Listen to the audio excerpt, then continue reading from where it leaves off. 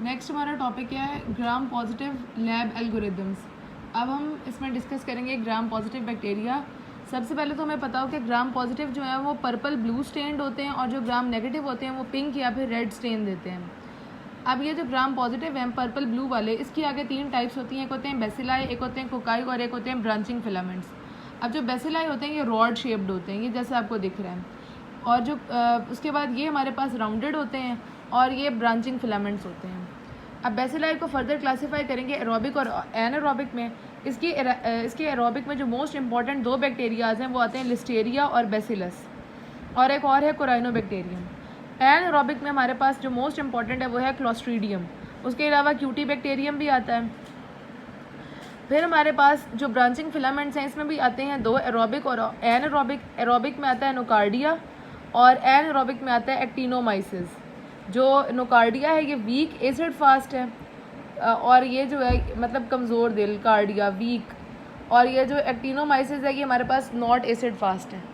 फिर हमारे पास आता है, अब हम इसको डिवाइड करते हैं, जो कोकाई होते हैं हमारे पास जो राउंडेड हैं ये आगे फर्दर क्लास, इसमें इसका निमोनिक है एस। इसमें सिर्फ 2 आते हैं, स्टेफाइलोकोकस आता है और स्ट्रेप्टोकोकस आता है।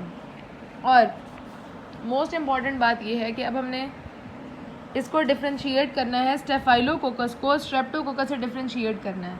उसके लिए हमारे पास होता है कैटालेस टेस्ट। जो कैटालेस टेस्ट होता है ये जो स्टेफाइलोकोकस होते हैं इनमें ये पॉजिटिव होता है और स्ट्रेप्टोकोकस में ये नेगेटिव होता है। कैटालेस टेस्ट में होता क्या है, इसमें ये होता है कि हमारे पास जो H2O2 है वो ब्रेक होकर किस में कन्वर्ट होती है, वाटर में और ऑक्सीजन में, और ऑक्सीजन गैस की बबलिंग होती है। तो अगर तो हमारे पास राउंडेड है और पर्पल है तो ये तो हमें पता लग जाएगा वो ग्राम पॉजिटिव कोकाई है।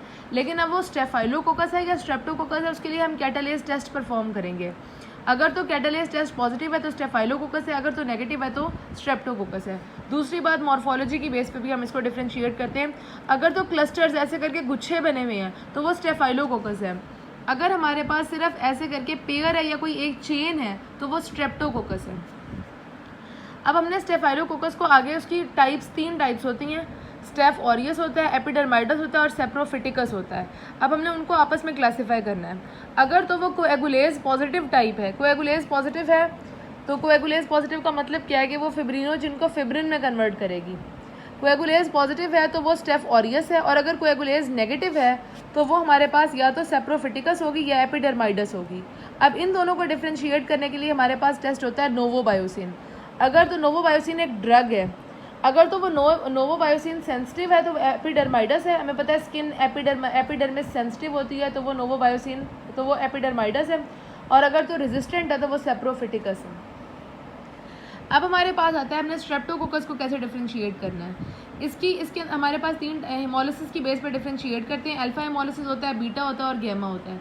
अल्फा हेमोलिसिस का मतलब है कि हमने इसके अंदर करना क्या है, हमारे पास ये जो ऑर्गेनिज्म है स्ट्रेप्टोकोकस, इसे हमने ब्लड एगार के ऊपर ग्रो करवाना है और साथ में हमने 5% शीप का ब्लड वहीं पे ऐड कर देना है। अगर तो वो ऑर्गेनिज्म शीप के ब्लड को पूरा हिमोलाइज कर देता है, आरबीसीज तोड़ देता है और स्लाइड बिल्कुल हमारे पास क्लियर आ जाएगी, आरबीसीज का कंप्लीट हिमोलिसिस हो गया है तो वो बीटा हिमोलिटिक है, कंप्लीट हिमोलिसिस और स्लाइड क्लियर है। अगर हमारे पास आरबीसीज का पार्शियल हिमोलिसिस हो रहा है और स्लाइड ग्रीन कलर की है तो वो अल्फा हिमोलिटिक है, और अगर आरबीसीज का हिमोलिसिस हो ही नहीं रहा तो वो गैमा हिमोलिटिक है। अब अल्फा हिमोलिसिस की आगे 2 टाइप्स होती हैं, एक हमारे पास आता है स्ट्रेप्टोकोकस नमूनी और एक आता है हमारे पास स्ट्रेप्टोकोकस विरिडेंस। अब जो स्ट्रेप्टोकोकस नमूनी है ये जो है, अगर अब हमने इनको डिफ्रेंशिएट करना है आपस में, नमूनी और विरिडेंस को, इसको कैसे डिफ्रेंशिएट करेंगे। अगर तो ऑप्टोचीन, इसके लिए हमारे पास निमोनिक है, अल्फा है ना, अल्फा के लिए आप याद रखें ABO blood group system, A से अल्फा, B से आएगा बाइल सॉल्युबिलिटी और O से आएगा ऑप्टोचीन सेंसिटिविटी। तो अगर तो बाइल सॉल्युबिलिटी और ऑप्टोचीन सेंसिटिविटी, ये दोनों चीज़ें B और O दोनों चीज़ें पॉजिटिव हैं तो वो स्ट्रेप्टोकोकस नमूनी है, और अगर ये दोनों चीज़ें नेगेटिव हैं तो ये स्ट्रेप्टोकोकस विरिडेंस है। फिर हमारे पास आता है बीटा। अब बीटा के लिए हमारे पास क्या निमोनिक है, इसकी 2 टाइप्स होती हैं, एक होता है ग्रुप A और एक होता है ग्रुप B। जो ग्रुप A है वो हमारे पास स्ट्रेप्टोकोकस पायोजीन्स है और जो B है वो A गैलेक्टाई है। ये देखें A गैलेक्टाई है लेकिन ये ग्रुप B है, और ये जो पायोजीन्स है ये ग्रुप A है। अब पायोजीन्स के नाम में P आ रहा है तो इसके लिए हमारे पास निमोनिक है BP। अगर तो ये बेसिट्रासिन पॉजिटिव है और PYR पॉजिटिव है तो ये स्ट्रेप्टोकोकस पायोजीन्स है। और अगर तो हमारे पास ये केम्प टेस्ट पॉजिटिव है और हिप्यूरेट टेस्ट पॉजिटिव है तो ये हमारे पास ग्रुप बी है या ए गैलेक्टी है। इस तरह से हमने इनको डिफ्रेंशिएट कर लिया। फिर आता है हमारे पास गैमा। गैमा हिमोलिटिक में आते हैं जिसमें कोई हिमोलिसिस नहीं होगा। इनकी ये प्रॉपर्टी होती है कि ये ग्रो करते हैं 6.5% NaCl के ऊपर और ये PyR जो है वो इनके अंदर पॉजिटिव होते हैं। अगर तो ये दोनों चीज़ें हैं तो ये एंटीरोकोकस है, और अगर ये दोनों चीज़ें नहीं है तो ये नॉन एंटीरोकोकस है। ये क्या है? गैलोलिटिकस है। ठीक है, अब इस तरह से हमने इस टेबल को डिफ्रेंशिएट कर लिया।